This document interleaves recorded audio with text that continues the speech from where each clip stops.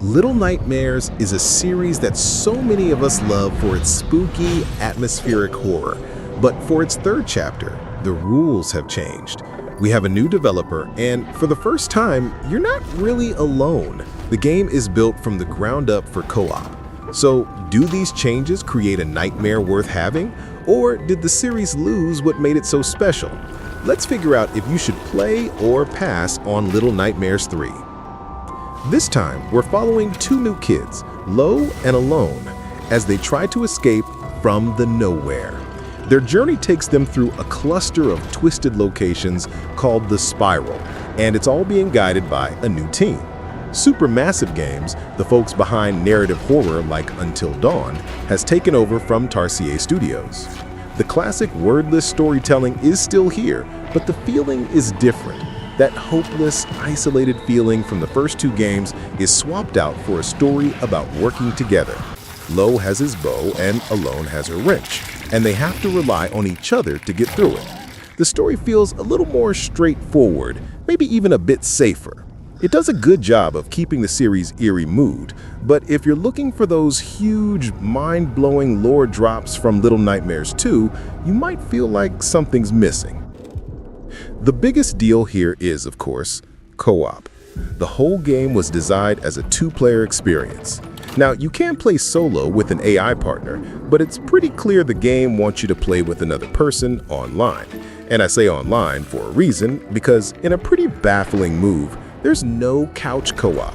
That feels like a huge missed opportunity for a game that's all about teamwork. When it's working, the co-op puzzles are a smart evolution of the formula. One player might use Lo's bow to hit a switch from far away, while Alone uses her wrench to bust open a new path. Those moments feel great and require real communication. But honestly, these unique tool-based puzzles are rarer than you hope. A lot of the time, the gameplay falls back on familiar stuff like pushing crates or pulling levers. That feels like a retread. The puzzle design just doesn't always hit the innovative highs you'd want from a co-op game. And if you're playing solo, let's be real, it's a step down from Little Nightmares 2. The AI companion just doesn't feel as carefully crafted as 6 did. It can be clunky, get stuck on things, and sometimes even solves puzzles for you, which kind of kills the pacing and the fun. Let's get one thing straight. Visually and audibly, Little Nightmares 3 is a knockout. Supermassive has absolutely nailed the series' signature creepy dollhouse aesthetic with its grotesque monsters and surreal, childlike horror. The environments are packed with detail, and the sound design creates this thick sense of dread. You'll definitely want to play with headphones to catch every creak and distant, unsettling noise that keeps you on edge. But the atmosphere itself has changed in a big way. Having a friend with you, even in a world this creepy, naturally makes it less scary. The tension is less about the pure dread of being alone and more about the shared stress of solving a problem together. It's still unsettling, for sure, but it's a different, maybe gentler kind of horror than what fans of the series might be used to.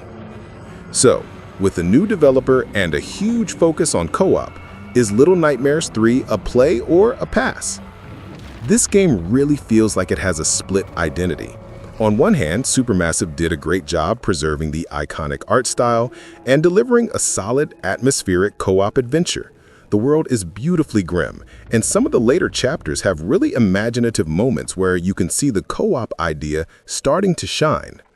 On the other hand, it plays it a little too safe. A lot of the puzzles feel repetitive, and the co-op mechanics aren't pushed as far as they could have been. The lack of local co-op is a major stumble, and the single-player experience just isn't as good as its predecessors.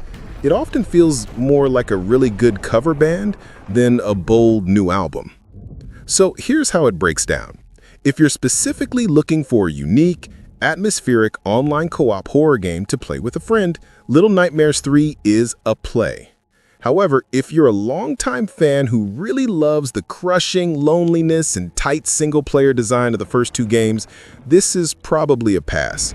The switch to co-op is a fundamental change, and what you gain in shared moments, you lose in that classic solitary terror. What do you think? Is the co-op focus a deal breaker for you, or is it the evolution the series needed? Let me know in the comments.